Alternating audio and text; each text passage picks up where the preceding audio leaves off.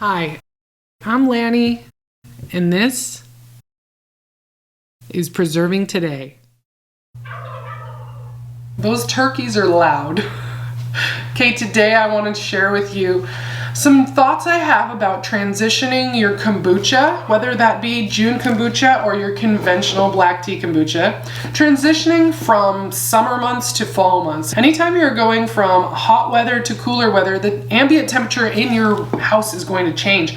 So that means the care for your SCOBY is going to change as well. Here it's been over 70 degrees in the house, which is pretty warm for Northwest Washington. We had a close to 90-degree day this week, and we got up to almost 80 in the house. So the temperature fluctuating but maintaining above 70 degrees in our house means that my kombucha is going to be developing faster than it does in the wintertime. In the wintertime, it is slow as molasses, and it takes me a very long time to brew kombucha, and I still never get it as good as I do in the summer. And that's okay.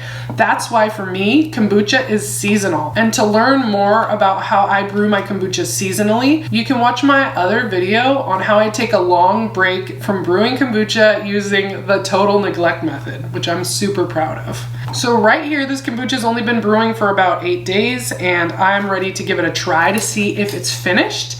And what I do in the summertime is I leave a little note on the front of the jar to tell me when I should check the kombucha.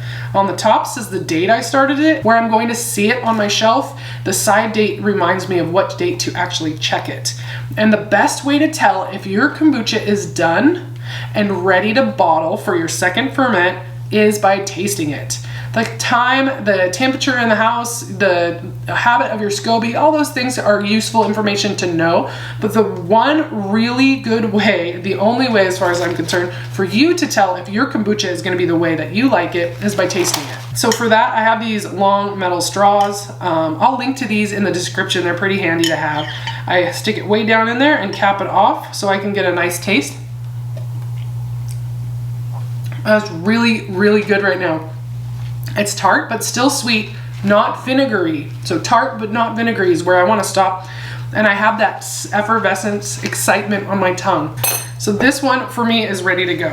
If you want to watch a more detailed video on how I brew, flavor, and bottle my Jun Kombucha, you can watch that here or linked in the description.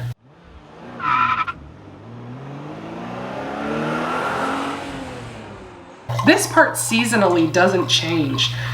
I use the same strength of tea and the same amount of honey every time I brew. One thing I like to keep in mind is when I'm brewing Jun in the summertime, it's a drier and warmer environment. In a dry environment, I can worry about evaporation.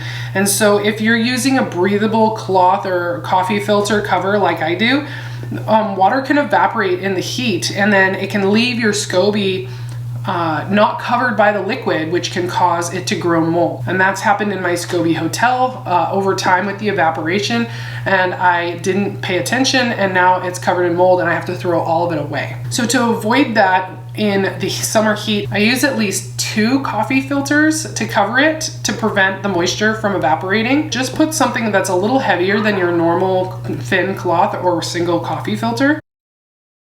Now, if you're new to brewing kombucha and this is your first time going from summer into fall, it is going to change how quickly your brew develops and maybe some other aspects of it as well.